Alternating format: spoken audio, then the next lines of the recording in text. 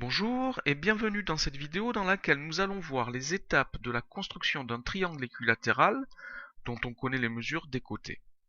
Alors avant cela, nous allons commencer par faire un petit rappel sur le triangle équilatéral. Un triangle équilatéral est un triangle qui a ses trois côtés de même mesure et quand on le représente, on n'oublie surtout pas le codage qui indique que les côtés sont bien de même mesure et que c'est donc un triangle équilatéral. Alors, nous allons construire un triangle équilatéral LMN, deux côtés 5 cm. Cela signifie que les trois côtés du triangle mesurent 5 cm. Et pour mieux visualiser ça, nous allons faire un croquis à main levée. Donc, je trace un triangle, je place les noms des points, je place le codage et je place les mesures connues. Ici, les trois côtés ont la même mesure, c'est 5 cm. Alors, nous allons commencer par tracer l'un des trois côtés, peu importe lequel, puisqu'ils ont tous les trois la même mesure.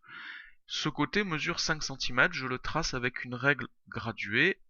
Voici la règle, et voici un côté qui mesure 5 cm. Alors, je vais donner les noms des deux sommets que j'ai choisi de tracer en premier, N et M.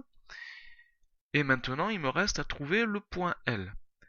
Le point L est à la même distance 5 cm des points N et M.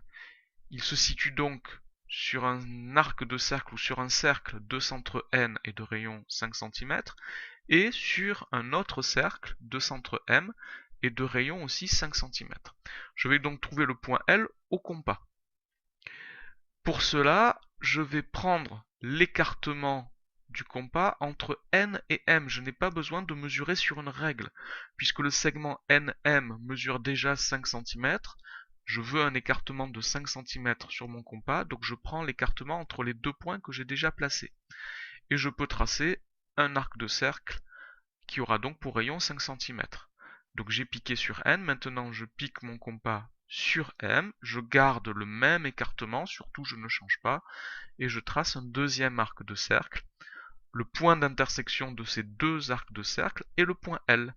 Je peux maintenant finir de tracer mon triangle en traçant le côté LN et le côté LM. Je n'oublie surtout pas de placer le codage. La construction est finie et on n'efface pas les marques de construction, c'est-à-dire les deux arcs de cercle doivent rester visibles. C'est la preuve que nous avons utilisé le compas. Ça montre quelle méthode nous avons utilisée pour tracer ce triangle. Voilà ce qu'il faut savoir pour la construction d'un triangle équilatéral. Merci d'avoir regardé cette vidéo.